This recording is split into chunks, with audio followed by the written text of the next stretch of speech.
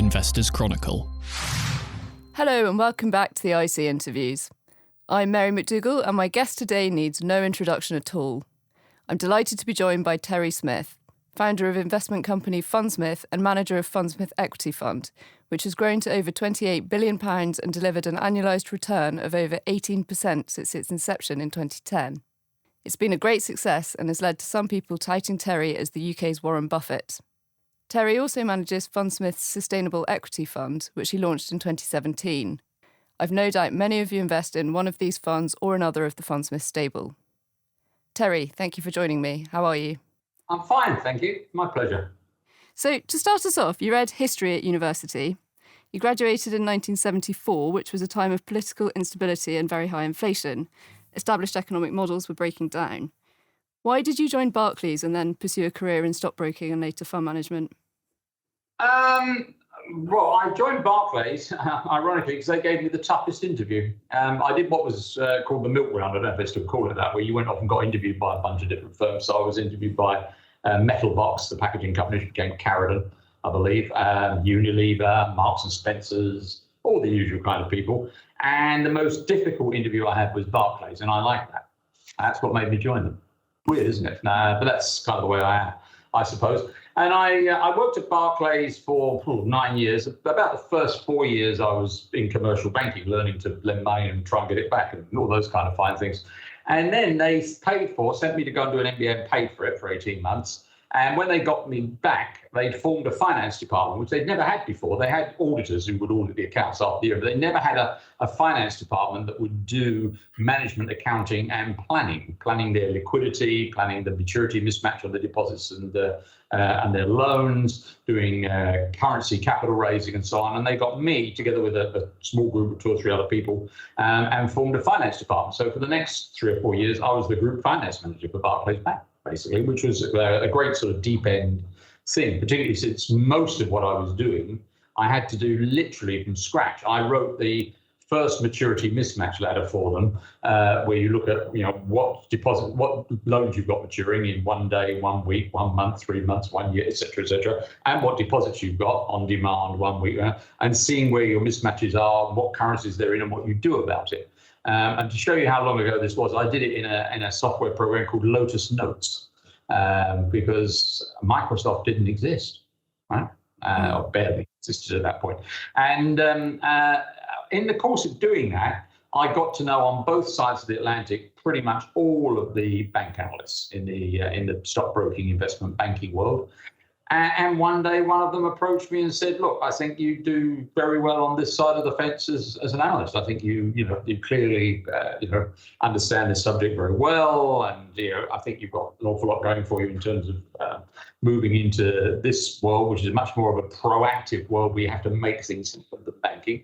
And so I jumped ship and went into stockbroking or investment banking as a bank analyst. Yes, so you really made a name for yourself with your book, Accounting for Growth, which was first published in 1992. Caused uproar in the city as you exposed high-profile accounting tricks and outright frauds of the time. What's your take 30 years on? How big an issue is aggressive accounting and fraud today?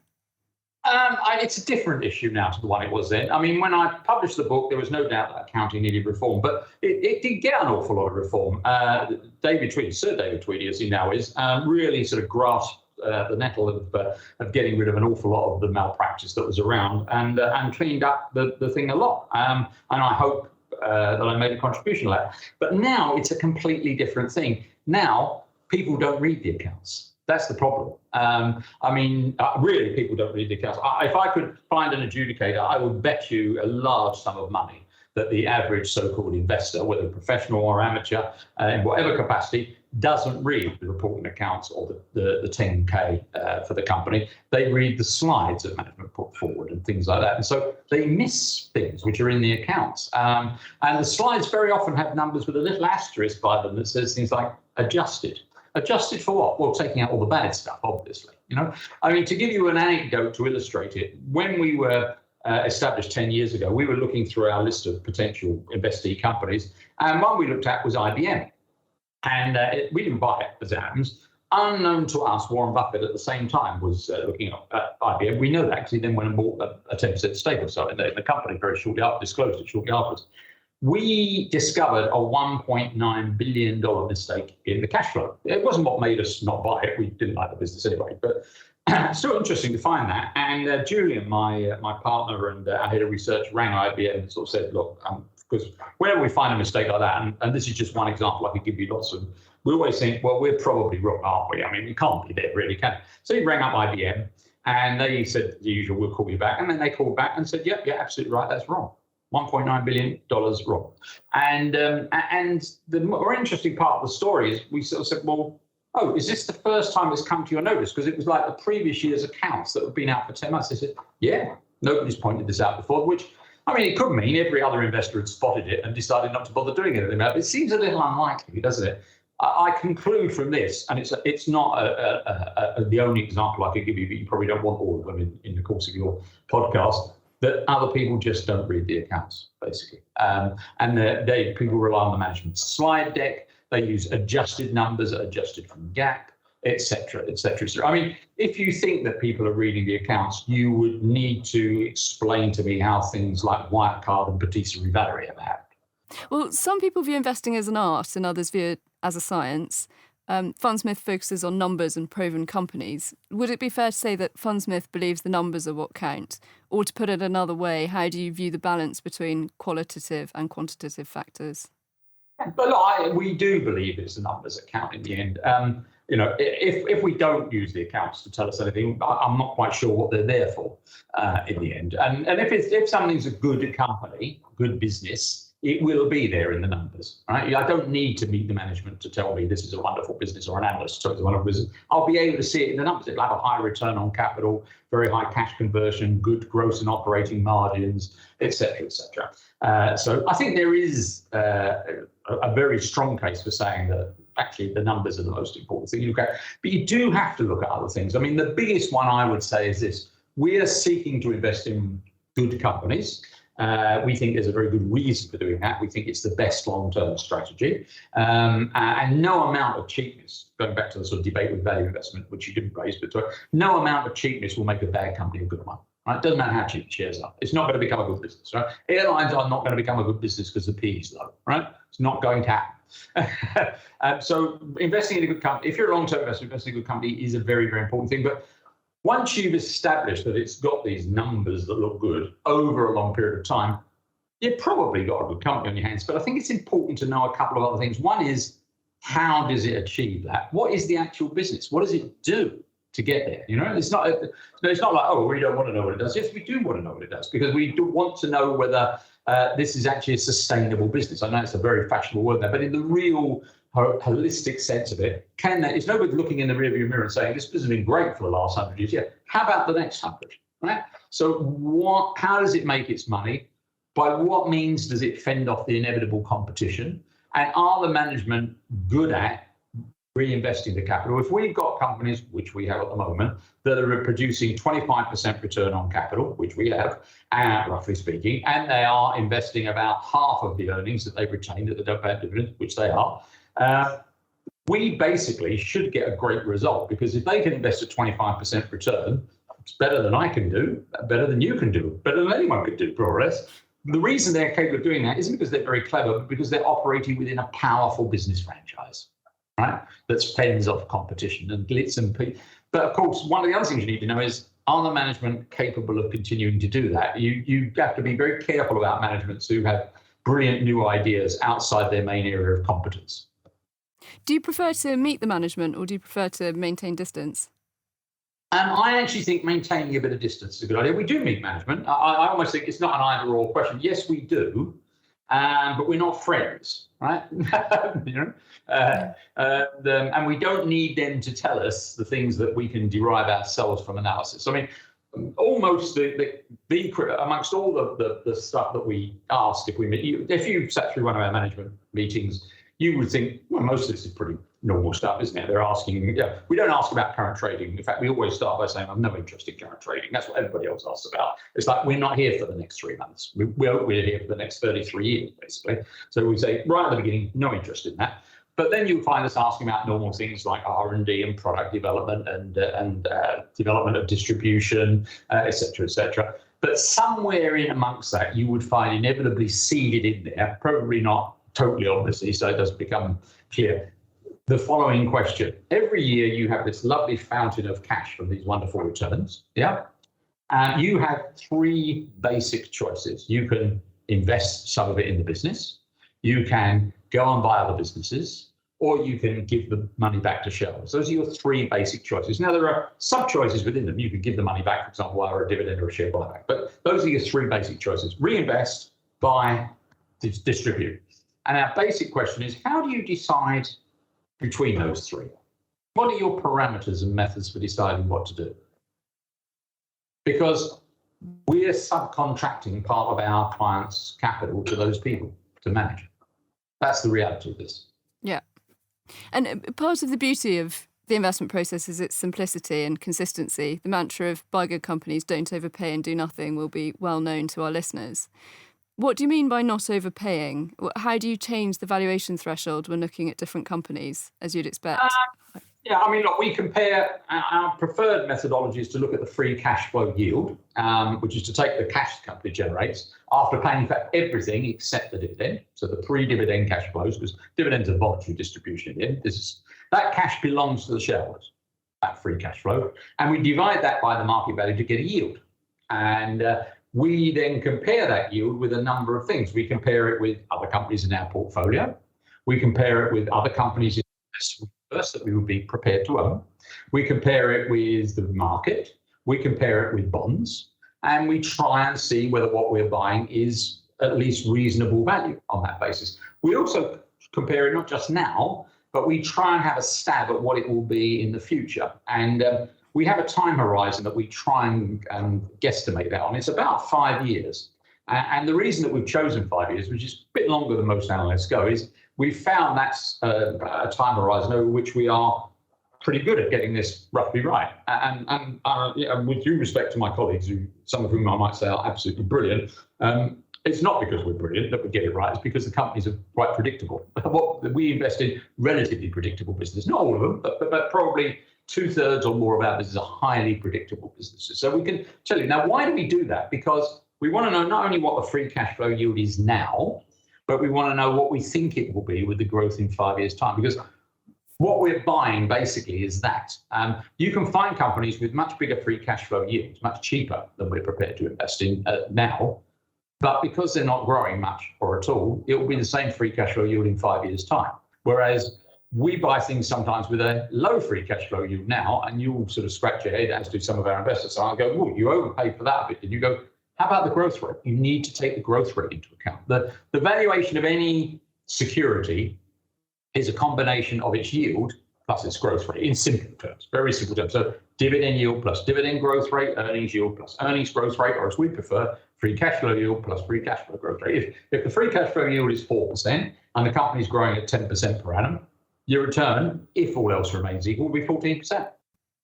So the free cash flow yield on the Fundsmith Equity Fund has declined over the last decade. We may now see rates increase.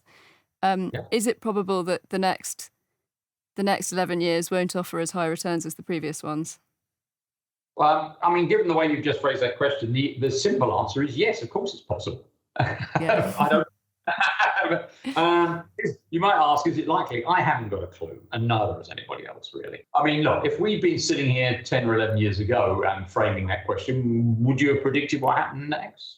I don't think you would have, would you? So how do you know what's going to happen after this? I don't know.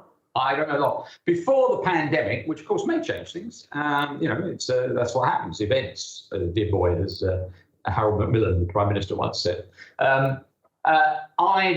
I don't spend an awful lot of time from an investment standpoint puzzling about the macro because it doesn't affect the way that we do it. But I am a historian by training, as you said in your opening remarks. And the event that I thought most mirrored or foreshadowed what happened after the credit crisis of 2008, 2009 wasn't the Great Depression, which everybody looked back at. It was the long depression of 1873 to 96. And it had some very similar precedents to the events of the credit crisis, basically. And if we are following a parallel to that, we might not even be halfway through at the moment. Yeah. In which case, the next 10 years could look very similar to the last 10 years. But it doesn't actually affect the way I invest, basically. Because here's the other way I put it to you. Oh, Terry, so your free cash flow has declined. That's obviously contributed to your performance. The next 10 years might be different. Rates might go up. And then, if people are sort of sitting and listening to this and thinking, what should they do from a practical standpoint in investment? The answer, they go, oh, well, if that happens, I better sell this. To buy what exactly? Bonds? Yeah, that's a great point. It is a great point. I mean, I know I can say because I made it, but I think it is a great point. People seem to think that buying and selling things exist in a vacuum. It doesn't. When I'm thinking of buying or selling a company, it's always in relation to something else. And back to your investment process, how has the rise of software as a medium for doing business folded into your investment thinking? Yeah, I mean, it has in a couple of ways. One of them is we've always been interested in companies that had installed bases of equipment from which they get a tame client base that for spares, service, repairs and maintenance and so on. Elevator and escalator companies is the most obvious. Once you've installed an Otis or a Kone or a Schindler elevator, there's a 75% chance that you'll sign a maintenance contract with them, and that's where the big money is made because there's little capital expenditure involved in maintenance, and off you go. And there are other examples of that out there in the equipment world as well. Testing equipment, mass spectrometry, liquid chromatography equipment, which we own a company. Half of the money is made out of the supply of the consumables, the service, and so on. Software sometimes has similar characteristics. The software that you use to power your operating system at work on your computer, the ATMs at your bank, this meeting that you and I are having at the moment, the software that's used for payroll processing in businesses, airline reservations, hotel reservations, et cetera, is an installed base, and it's a bit of a pain to change it. If it works, by and large, you stick with it. And that's what gives that stickiness is what gives it really good characteristics, financial characteristics. So it's changed in that regard. We've increasingly realized that Microsoft and automatic data processing and Amadeus, a number of other companies have got very similar stickiness in their business to some of our equipment companies. The other thing is the rise of intangibles. I mean, historically, companies before this mostly invested in tangible assets. They invested in land, buildings, plant, equipment, etc., vehicles. And so what they did was they went and bought those things. That was a balance sheet item, by and large. They went and bought the things, and they either raised equity to do it or they raised debt to do it. They ran down cash to go and do this. And it sat on the balance sheet. And the only cash flow involved in it was that moment of purchase. That was it, which is a capital item. It's not a profit and loss account item. Buying a new building or truck is not a P&L account item. It's a balance sheet item. The only way this got anywhere near the P&L account was depreciation, if there was any. So there's that. And since most people look at EBITDA, it doesn't even figure. You can go and buy all these things, and the analysts never look at it because it's in the EBITDA line.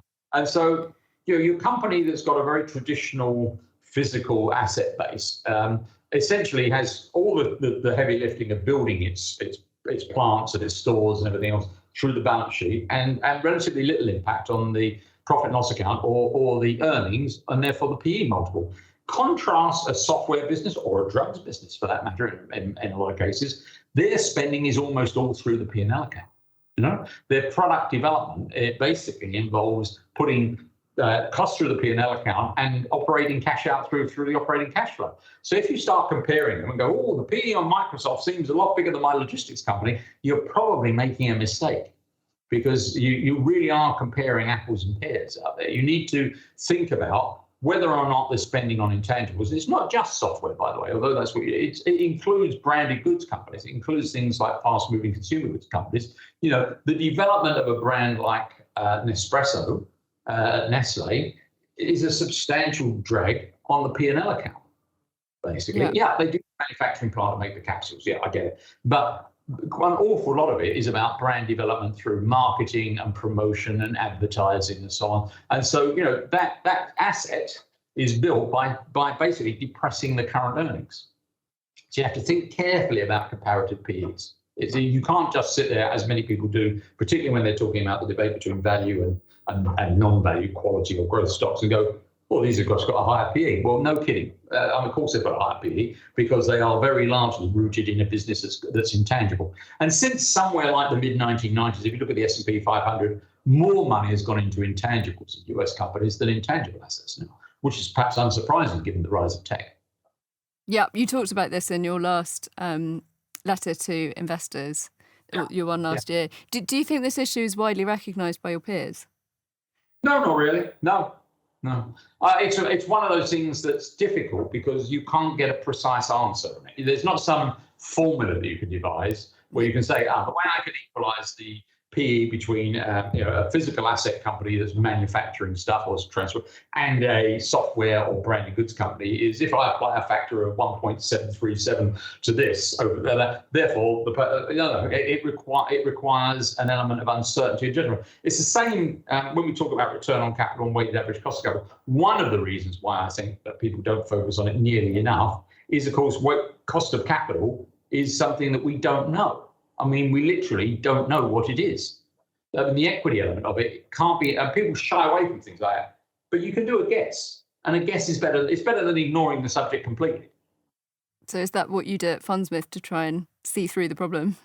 Oh, no, we go through an algorithmic process that's holistic and iterative. Yeah, we have a guess. When Fundsmith started, one of the biggest winners was Domino's Pizza, which went up over 600% in the 5 years from when the fund opened. Yeah. The fund bought it when its market capitalisation was under 2 billion, but the cut-off size for new stocks is now larger than that. To what extent do you think fund size is a challenge going forward?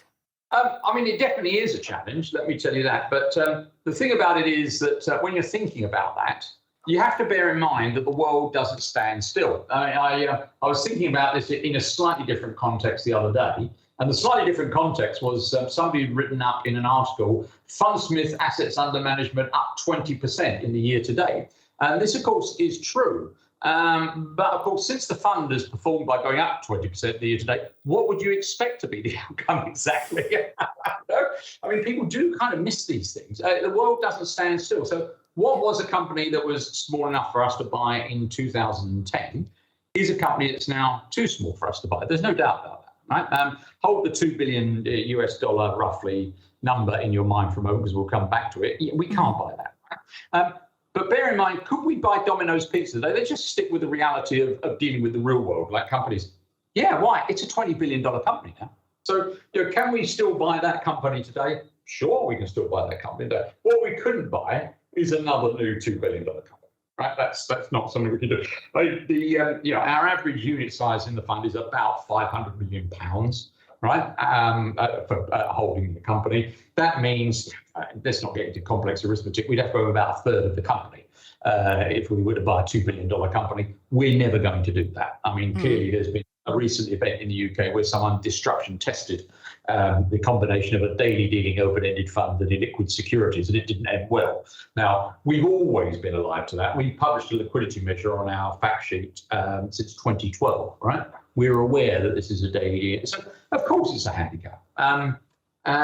We now can't shop much below. If you think, £500 million as an asset size, probably don't want more than about 5 to 7 or 8% of a company. We're probably looking in the sort of $8 to $10 billion bracket, aren't we, in terms of companies that are ours? But of course, the world has moved on in the last 10 years. Those companies, the companies that were 2 billion are in that range. But that's why we launched Smithson as well, by the way.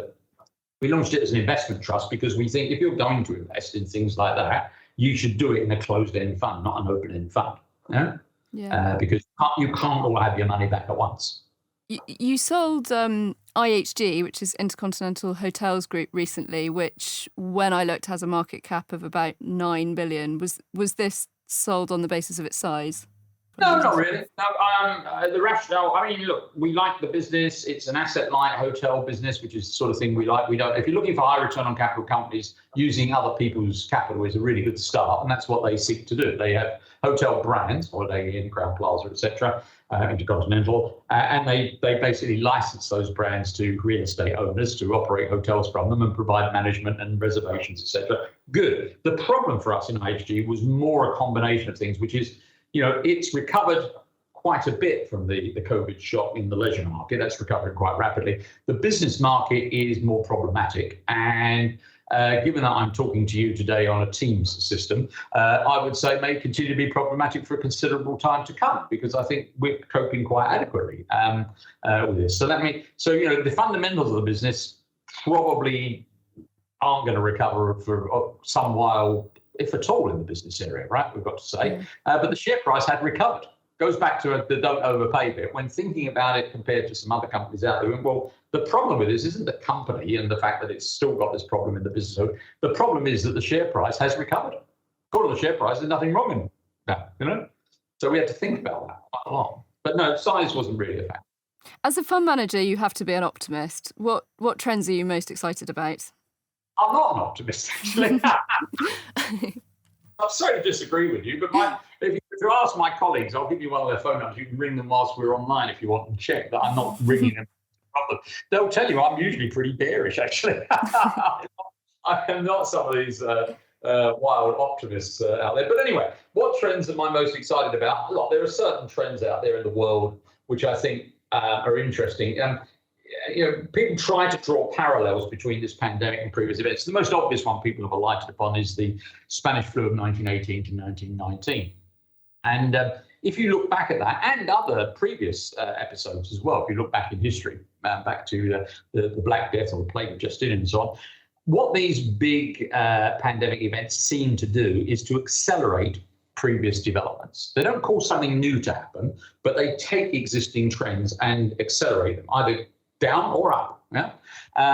So to give you a live example, Henry Ford had already put the Model T Ford on an assembly line in 1913. This was a great leap forward in manufacturing. Before that, the car stood in one place and people arrived with all the bits, bolted them together, and people did multitasking in terms of putting the car together, and that was that. When he put it on a production line, the car went along on an assembly line, which I'm sure you've seen, and people did a repetitive task very simply, and the car was put together. I think it cut the production time from the car from 12 hours to 93 minutes, which obviously cut the cost of the car a lot and stimulated car demand because he could sell them cheaper, and he had a virtuous circle of that going on. But he didn't. The production line was in place before the Spanish flu. What the Spanish flu did was, by killing 50 to 100 million people, it reduced the workforce and gave an awfully large injection of people, including Henry Ford, not just Henry Ford, who was a pioneer, but other people thinking, I need this assembly line thing now. My skilled workforce has been significantly reduced. I need to improve its productivity. And so it gave it a big injection. So let's have a think about this current pandemic and things that are doing well and things that are not doing well. I would have said before the pandemic, I would be kind of wary about investing in things like bricks and mortar retail, airlines, and so on. And so there's a number of things in there that I'm not too sure about that. Things that involve payment in cash, so the traditional payment mechanisms of banks, security printing of banknotes, all those kind of things. All of those would be kind of, I'm not sure I like any of those, really. So banks, airlines, mortar retail, the real estate industry itself in providing the property for bricks and mortar retail and office property, not too sure about that. And whereas the things that are clearly, I think looking pretty good are e-commerce, working from home or remote working, telemedicine, tele-education, pets. There's a series of things where I could have said to you before this, I think that those things are not very good and this stuff is on the up. But what I think it's done is it's given it an injection, a turbocharge the development, basically, of these. So I think all of the things that we're talking about now in terms of remote working, working from home, e-commerce, payment processing, various forms of telemedicine are all now got a pretty good runway ahead of them, I would say, as well as the last year or half being very good. I mean, the one that I've been most excited about for a very long time, and I remain excited about, is the pet area. I think almost anything to do with pets is good. Nutrition, testing, pharmaceuticals, veterinary practices. They are a full family member. And Fundsmith prefers high-margin companies to low-margin companies. And the recent edition of Amazon.com was a surprise to some. Has your view changed on the importance of margins? No, not really.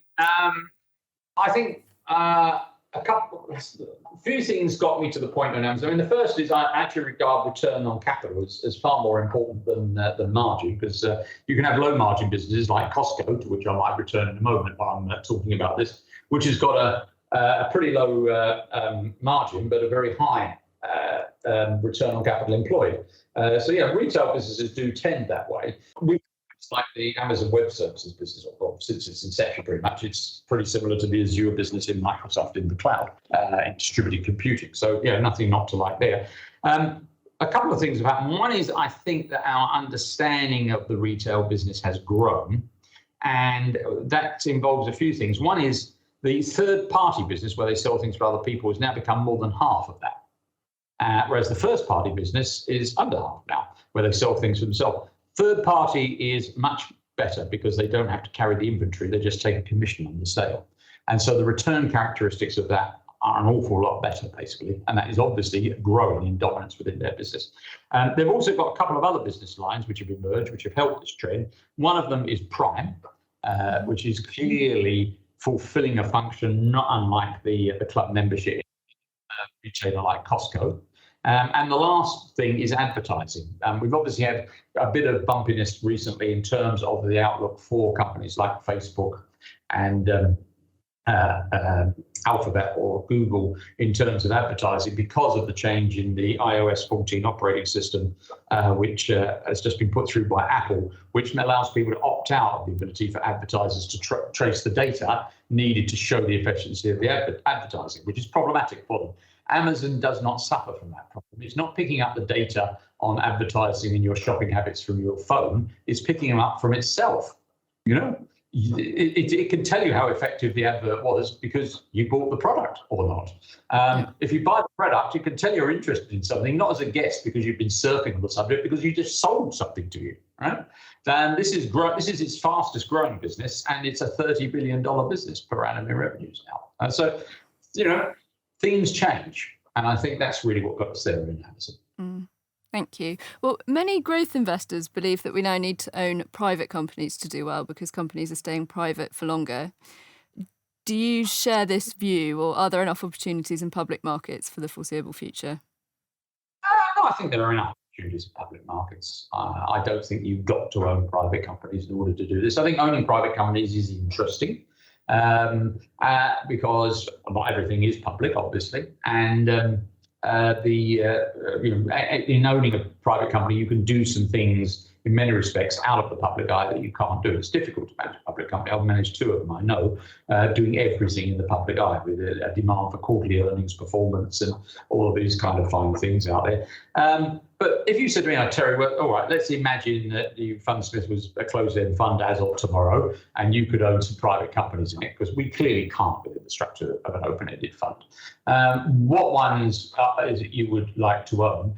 You might be surprised by the answer. It's not some technology unicorn, which strikes me as closer to investing in a business plan than a business.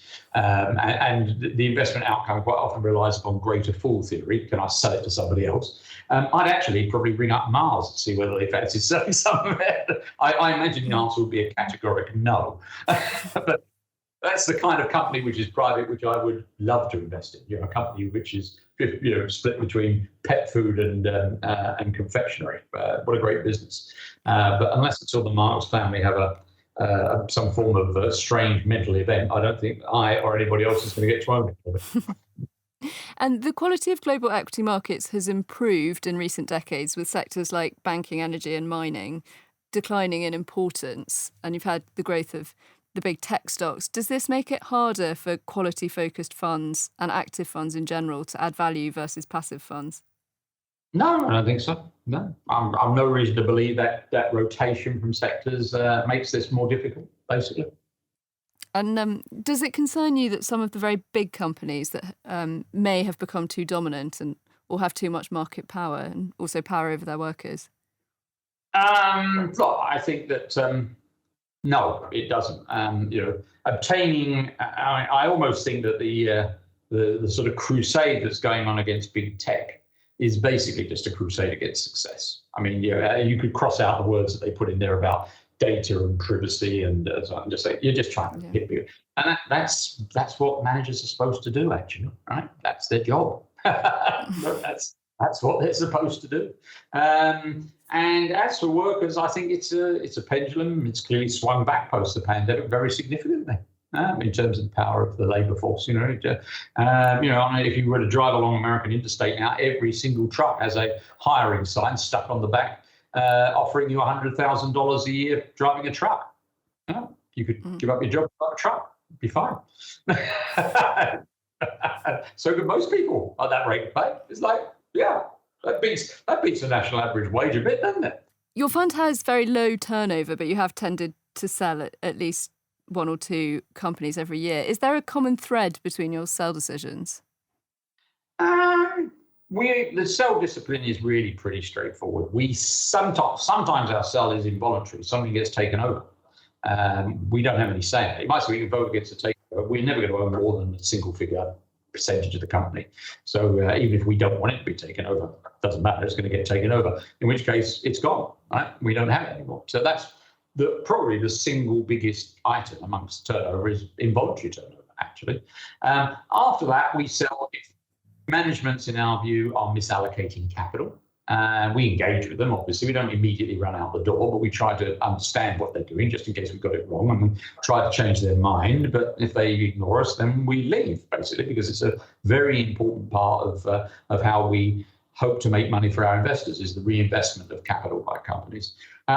Moving on from that, I mean, the other thing is sometimes you just get something better out there. You know, if we sell, which we did, Imperial Brands to buy Intuit, the accounting software company, it's great.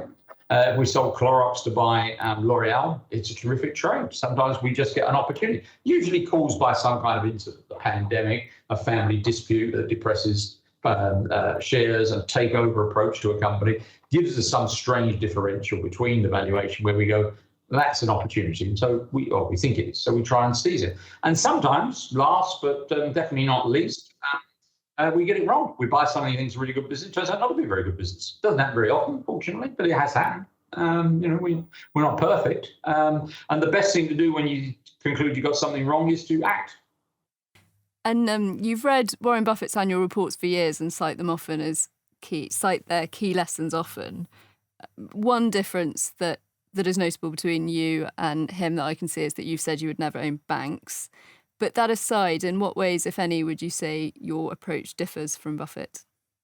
What way does it differ? I mean, obviously, we don't own any companies wholly. We can't own any companies wholly, right? It's not allowed within our mandate and within the opening. We can't own an insurance business that provides us with a free float. Fairly obviously, he's got Geico and General Re and Supercat reinsurance business that provides us with a free insurance float, which is a source of hopefully free leverage to it, which we haven't got. So, our returns aren't matches.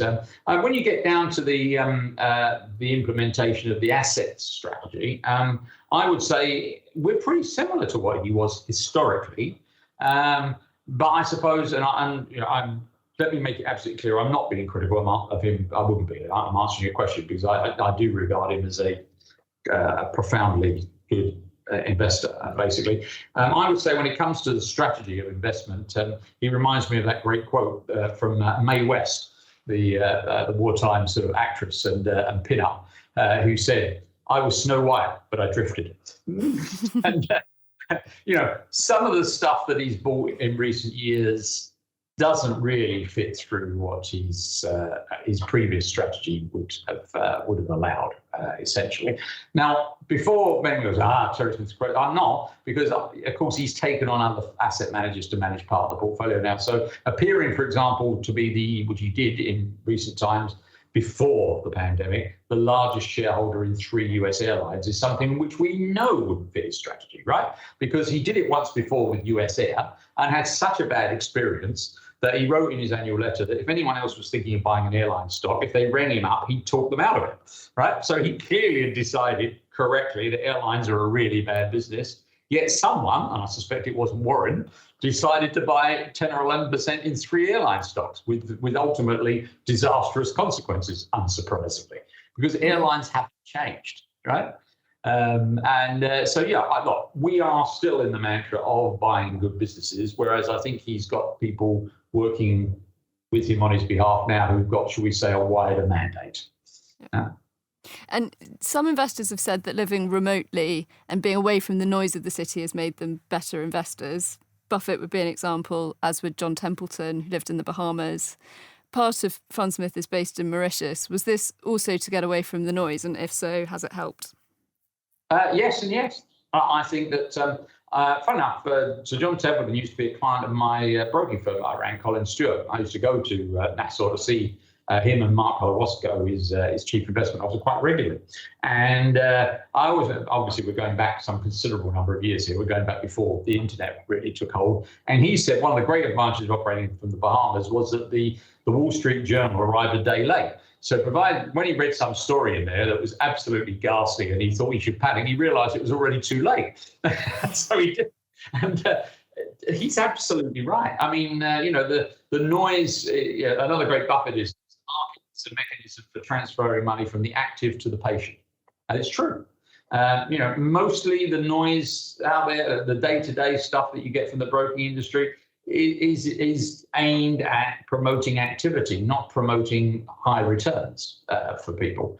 And I think it's very, very advantageous. If I was still in the UK most of the time, I think the worst place for me to actually manage money is the office. I would probably sat myself somewhere else for large periods of time, because the actual act of managing money is about studying annual reports and quarterly reports to a degree, reading industrial publications like Tissue World, Elevator and Escalator Digest, Pet Food Newsletter, attending conferences either virtually or physically and finding out about companies, doing modeling and trying to guess what the future few years looks like in terms of growth rates for companies and so on, and comparing all these things. It's the way I always put it, and my colleague Julian often quotes me on it, is the day job isn't glamorous, right? I don't sit there like the fund management equivalent of Rodin's The Thinker trying to have a great thought. I actually sit here reading and doing calculations and talking occasionally with Julian and my other colleagues about, well, what does that mean? How does that work? And that's it. That's what mainly it's about, application to execute our strategy. Yeah. And you've been so generous with your time. I've just got a couple of questions left. You set up your own long and short fund recently for your personal account, and our listeners are private investors. Do you think, how easy is it, or is it possible for private investors to have effective shorting strategies? Well, first of all, I didn't particularly set it up for my personal wealth in any way. It just so happens that I provided almost all of the capital at the outset, because that's kind of what happens at the outset of a new fund. It's exactly what happened with the Fundsmith Equity Fund. I provided 100% of the capital on day one. It's the only way it started. So it wasn't particularly for me to do something personal. How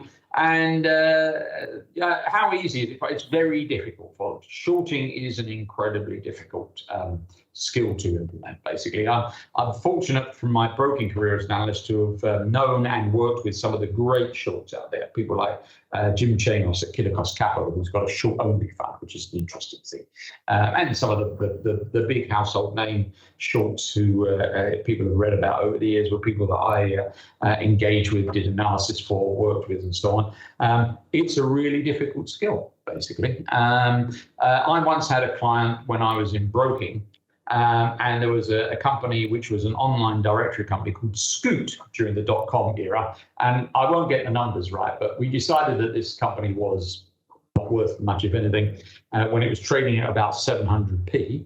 And it went down about 90%, and my client lost money in it because, of course, it didn't go down in a straight line. It would go down a bit, and then what would happen is, strangely, there would be a takeover rumor or something, and they would be closed out by a margin call and lose money.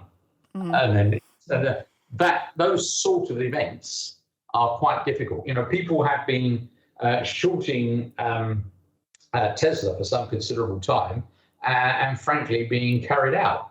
And not necessarily because they're wrong about the short. I'm not drawing any conclusion either way about that. But if you're going to short a company where someone can tweet, "I've got the money in place for a private equity bid," it's a very dangerous thing. Right? So look, I think it can be made to work, but it's not easy. And I would have thought most private investors, in terms of implementing it themselves, would be well advised to give it a wide berth. Yeah. And what's the one company that you wish you had bought but didn't and haven't? I'm not going to tell you that because I might buy it in a minute. That's fair enough. Well, Terry, thank you so much for your time. I really appreciate it. That was fascinating. Really grateful.